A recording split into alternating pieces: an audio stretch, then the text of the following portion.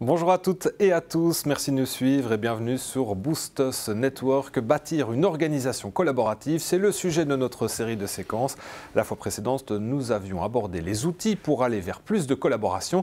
Dans cette 7e capsule déjà, on va aborder l'importance de faire évoluer ses croyances, c'est-à-dire tout simplement y croire. En plateau avec moi, je me trouve avec Robert Collard. Vous êtes expert en management collaboratif chez Boost Us du groupe Black Sheep Tribes. Bonjour. Bonjour Mathieu.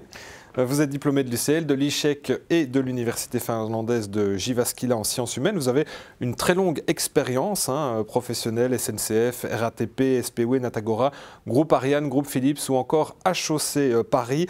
Robert, y croire, ça change tout. Si je vous comprends bien, c'est une histoire de croyance, le management ? Oui, tout à fait. Ça peut paraître étrange, mais c'est une histoire de croyance.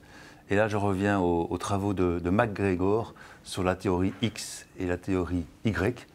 Dans la théorie X, on pense que manifestement l'homme est paresseux et que pour qu'il travaille, il faut le contraindre.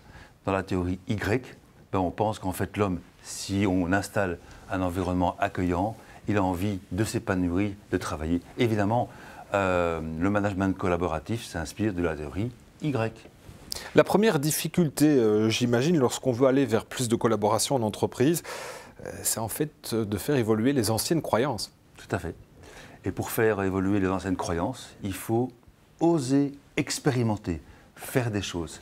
Et quand on fait les choses et qu'on voit que manifestement on crée le bon environnement et que ça fonctionne, on continue. Alors on ne peut pas laisser les collaborateurs sur le bord de la route. On l'a compris, il faudra les accompagner, mais comment ? Oui, c'est indispensable de les accompagner, que ce soit par du coaching ou de la formation ou du développement personnel, qu'importe. Mais il faudra les accompagner parce que ce n'est pas parce qu'on connaît les bonnes croyances qu'on a les bons comportements. Le changement, ça peut être perturbant. C'est quoi l'objectif derrière tout ça? Une question que pourraient se poser évidemment les collaborateurs. Tout à fait. Et donc l'objectif, c'est de faciliter le chemin pour ces nouveaux comportements et ainsi créer un mode de travail collaboratif. Concrètement, comment on s'y prend? Quelles sont les étapes de ce processus? Donc c'est un cycle itératif composé de 4 étapes. La première, c'est s'inspirer, explorer. La deuxième, c'est imaginer et rêver. La troisième, c'est prototyper et expérimenter. Et la quatrième, c'est entretenir et s'améliorer.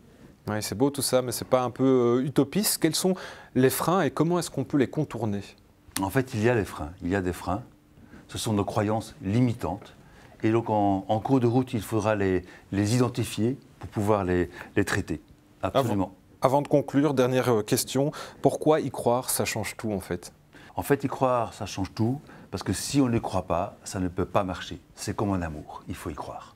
Merci Robert Collard. Et nous, on se revoit très bientôt pour notre dernière séquence déjà, la 8e, intitulée « Voir le monde différemment, ça change tout ». Merci de nous avoir suivis et merci de liker, partager et commenter cette capsule. Au revoir.